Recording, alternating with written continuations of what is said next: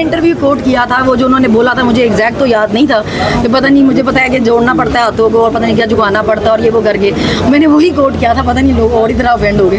बहरहाल उन्होंने ये रास्ते खुद बताए हुए हैं कि भाई मुझे आते हैं, हमें तो हमने तो कभी क्लेम किया ही नहीं ना, हमने कभी कहा ही नहीं कि माफिया लेके निकले हैं। हमें तो अभी भी इतने मुकदमों में होने के बाद भी यहाँ से कोर्ट से बाहर नहीं निकल रही हुई कि पहले गाड़ी आए तो फिर ही बैठ के जा सकें, कोई पता नहीं बाहर पकड़ने वाले बैठे हों। तो हम माफिया मांग के निकले नहीं हैं तो हमें पता भी नहीं। जजेस ने तो मरीम नवाज़ तो जो तनकीद करती हैं वो तो हमेशा से करती रही हैं। मैं हैरान तो खा हुई हूँ कि बाकी लोग भी जजेस से तनकीद कर रहे हैं, फैसले मर्जी से नहीं आ रहे हो तो कोई भी तनकीद कर रहा है भाई अब तो जजेस पे, जिनको नहीं करना चाहिए था उनको वो भी कर रहे हैं जजेस पे तनकीद। अब तो फिर कहते हैं हर मामला सियासी कर दिया, तो जब हर मामले में घुस जाएंगे और सियासी बात करेंगे तो फिर हर इशू ही सियासी ही होगा, फिर और क्या होगा।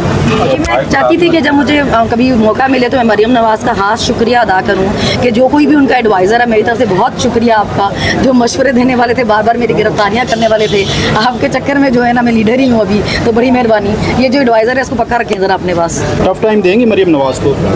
टफ टाइम देने के चक्कर में 14 महीने से जेल में हूँ मैं, आगे भी वही करेंगे, जाहिर बात है। अभी इमरान रियाज बाकी सारे फोन कर रहे हैं उसको, मरीम नवाज़ को, कि आप तैयार रहें, सनम जावेद आ रही है। मैं तो मुझे लगता है उनके हवासों पर सवार हो गई हूँ, जिस तरह वो अपने एक एक बंदे से प्रेस कॉन्फ्रेंस करा रही हैं और खुद भी कर रही हैं। मतलब चलें पहले आप इस तरह की हरकतें करती हूँ, अभी आपको जिस तरह भी मिली है, आप सीएम हैं, मतलब थोड़ा तो उसकी इज्जत रखें, अपने ओहदे की, अपनी कुर्सी की। अब ये पर्सनली हो जाए और उसको आके मतलब और किसी का केस सुप्रीम कोर्ट में नहीं है, मेरे के लिए अगर चैलेंज हुआ है तो मतलब इतनी खुलेआम चीज़ें करें तो फिर आप कहें कि हमें क्रिटिसाइज़ ना किया जाए, तो फिर इस तरह जब खुले हम चीज़ें करेंगे फिर बातें भी सुनेंगे, फिर अपनी बारी इनको मसला पड़ जाता है, बातें लगाओ तो फिर ये पर्चे हो जाते हैं दहशतगर्दी के। अच्छा, इमरान खान साहब से मुलाकात करने के लिए जा रहे हैं आप लोग?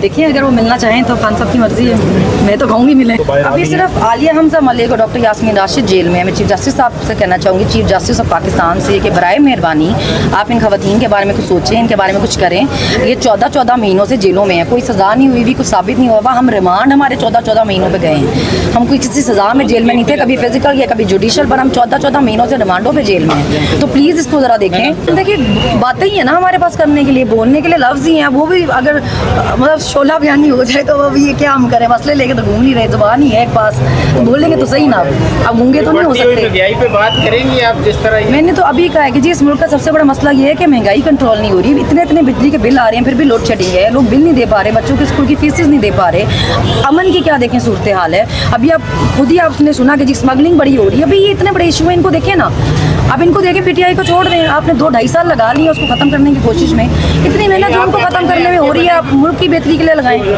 भाई मेरे फादर ने मरियम को भी पैसे दे दिए कि जाके सुप्रीम कोर्ट चैलेंज कर दो। पीटीआई की खवातीन तनकीद कर रही हैं, उन पे क्या कहेंगे? वो तो देखिए खवातीन का काम होता है एक दूसरे को बातें सुनाना, आप इतने सीरियस ना लिया करें, हमारा फेवरेट मशगल है एक दूसरे को बातें लगाना। अल्लाह उनका भला करे। हमें एग्जैक्टली देखिए, इज्जत दिल्लत जो है ना ये अल्लाह के हाथ में है, किसी इंसान के हाथ में तो नहीं है, मेरे हाथ में नहीं है, आपके हाथ में भी नहीं है, तो कोशिश भी नहीं करनी चाहिए खुदा बनने की ना, कि हम इसका नसीब लिख सकें, इसका जिसको जो मिल रही है वो अल्लाह ने लिखी है उसके नसीब में, तो राज़ी होना सीखें अल्लाह की रज़ा में।